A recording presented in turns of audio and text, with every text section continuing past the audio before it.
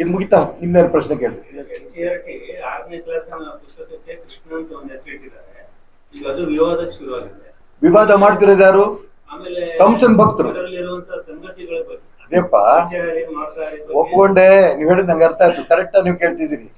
ಈ ದೇಶದಲ್ಲಿ ಹಿಂದೂ ಧರ್ಮ ಇರಬಾರ್ದು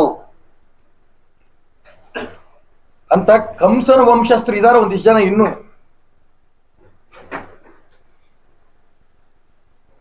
ಆ ಕಂಸನ ವಂಶಸ್ಥರಿಗೆ ಈ ದೇಶದ ಜನ ಯಾವುದೇ ಕಾರಣಕ್ಕೂ ಬೆಂಬಲ ಕೊಡಲ್ಲ.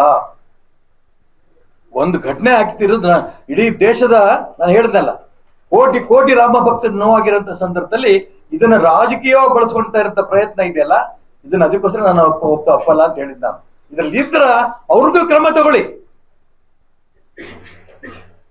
RSS ಬಿಜೆಪಿ ಯಾರು ಸಿಕ್ಬಿಟ್ರು ಅಂತ ಅನ್ಬಿಡಿ, ನೋಡಿ ನಾವ್ ಹೇಳಿದ್ದ RSS ಸಿಕ್ಕ, ನಾನು ಹೇಳಿದ ಬಿಜೆಪಿ ಸಿಕ್ಕ. ಆ ಕುಟುಂಬದಲ್ಲಿ ಒಬ್ಬ ಕಳ್ಳ ಇದ್ರೆ ಒತ್ತೊಳ ಹಾಕಿ, ಅವನೇ RSS, ಅವನೇ ಬಿಜೆಪಿ ಅಲ್ಲ. ಅದಕ್ಕೋಸ್ಕರ ಹೇಳ್ತಿರೋದು, ಈ ಧರ್ಮದ ಮೇಲೆ ಆಕ್ರಮಣ ಆಗ್ತಿರೋದು ಮೊದಲನೇ ಬಾರಿ ಅಲ್ಲ.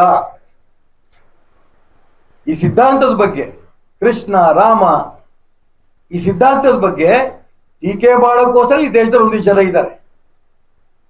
ಕೃಷ್ಣನ ಬಗ್ಗೆ ಹೆಸರಿಟ್ಟಿದ್ದಕ್ಕೆ ಪಾಪ ಅವ್ರಿಗೆ ನೋವಾಯ್ತು.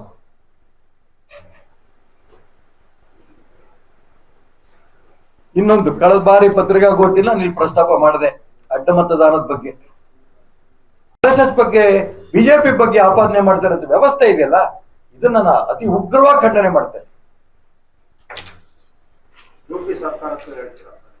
ಯಾರು ತಪ್ಪು ಮಾಡಿದ್ರು ಅಂತ ಎಲ್ರು ಅಂತಲ್ಲ, ನಾನೇ ತಪ್ಪು ಮಾಡಿದ್ರು ನಾನು ಲೂಟಿ ಮಾಡ್ಕೊಂಡು ನಾನು ಅರೆಸ್ಟ್ ಮಾಡ್ಲಿ. ಕೇಂದ್ರ ಸರ್ಕಾರಕ್ಕೆ ಒತ್ತಾಯ ಮಾಡ್ತಾ ಇದ್ದಾರಲ್ಲ. ಹೌದಪ್ಪ, ಕೇಂದ್ರ ಸರ್ಕಾರ ರಾಜ್ಯ ಸರ್ಕಾರಗಳನ್ನ ಬಳಸ್ಕೊಡುತ್ತೆ ಆ ತನಿಖೆ ಮಾಡೋದಕ್ಕೆ ಏನೇನ್ ಮಾಡ್ಬೇಕು. ಯಾಕಂದ್ರೆ ಸಣ್ಣದಲ್ಲ ಇದು, ಯಾವ್ದೋ ಒಂದು ಊರಿಂದ ಒಂದು ಜಿಲ್ಲೆದಲ್ಲ ಇದು.